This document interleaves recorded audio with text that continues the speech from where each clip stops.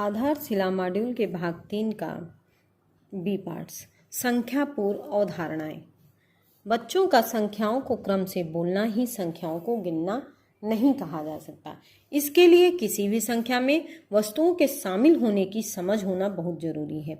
इसीलिए गिनते सीखने से पहले उन्हें गिनना, वर्गों में बांटना, क्रम से लगाना, एक एक की संगत के साथ जमाने की समझ होना बहुत जरूरी है। इन्हीं क्षमताओं को संख्या पूर्व अवधारणाएं कहा जाता है।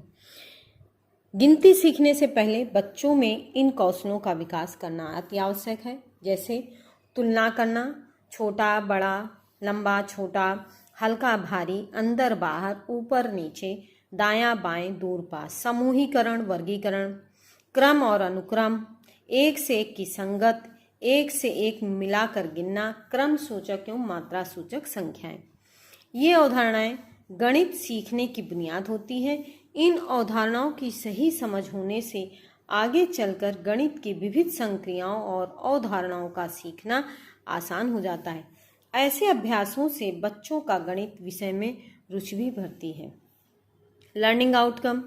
कक्षा 1 में गिनती सिखाने से पूर्व बच्चों में संख्या पूर्व अवधारणाओं की समझ विकसित करना आवश्यक है।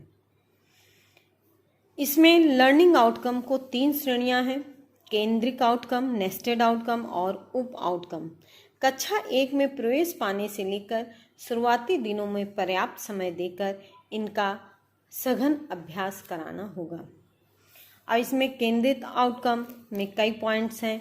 बच्चे अपने प्रवेश को मात्रात्मक रूप से देखने एवं समझने के लिए संख्याओं का प्रयोग करते हैं। इसका आपका पेपर जो प्रिंट आउट है वो इसमें दिया गया है। उसमें से कुछ पॉइंट आपको हम पढ़े दे रहे हैं। बच्चे दिए गए 2 चित्रों में अंतर स्पष्ट कर लेते हैं। बच्चे दी गई वस्तुओं को क्रमबद्ध रूप से व्यवस्थित कर लेते हैं। बच्चे चित्र में अलग अलग दिखने वाली वस्तुओं को ढूंढ लेते हैं। बच्चे दिए गए पैटर्न के आधार पर दूसरे पैटर्न को व्यवस्थित कर लेते हैं। नेक्स्ट आता है शिक्षण के तरीके और गतिविधियां।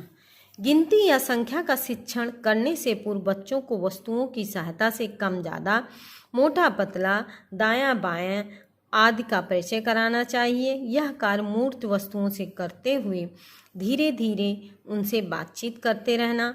इसके बाद चित्रों का प्रयोग करते हुए बातचीत की यही प्रक्रिया करने की आवश्यकता होती है। मौखिक भाषा का प्रयोग महत्वपूर्ण है। मौखिक भाषा में जब विद्यालय आता है तो बच्चा डरा सा रहता, उससे बात करें, घर के बारे में पूछें और धीरे धीरे वह आपसे बात करने लगता है। ठोस वस्तुओं के साथ अनुभव कराना। अपने विषय में बात शुरू करते हुए बच्चे से परिवार के विषय में पूछा।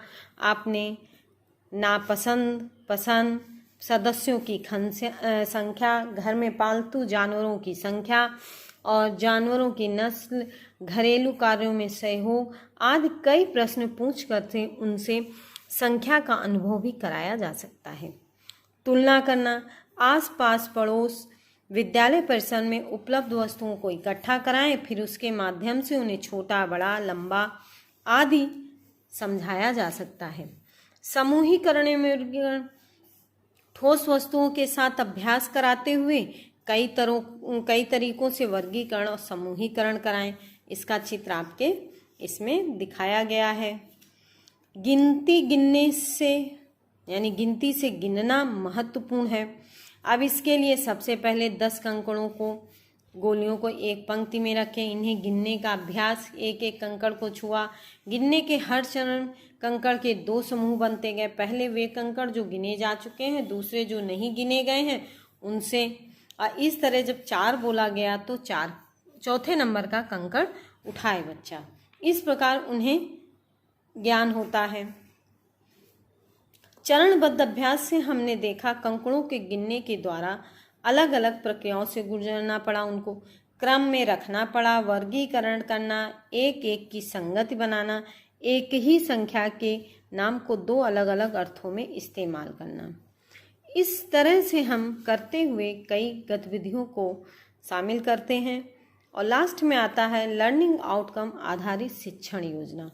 फिर इसमें हम लोग अपनी एक शिक्षण योजना बना लेते हैं। बच्चे सहजता से सीखते रहें, इसलिए हमें शिक्षण योजना में हमें गतिविधियों का चयन करना, लर्निंग आउटकम से जुड़ाव भी लाना है। पाठ्य पुस्तक और कार्य पुस्तिका से भी बच्चों को जुड़ाव लाना है। आकलन और सुधार। कक्षा में बच्चों द्वारा की जा रही बातचीत के दौरान आप उनका अवलोकन करते रहें। कितने बच्चे प्रतिदिन आपस में सहजता से बातचीत कर रहे हैं।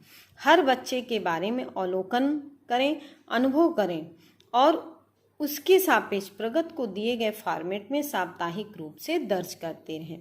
बच्चों की भागीदारी भी देखना है आपको।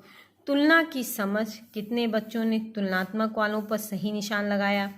समूहीकरण और वर्गीकरण, कितने बच्चे समूह बना पा रहे हैं और उनका अलग अलग वर्गीकरण कर पा रहे हैं।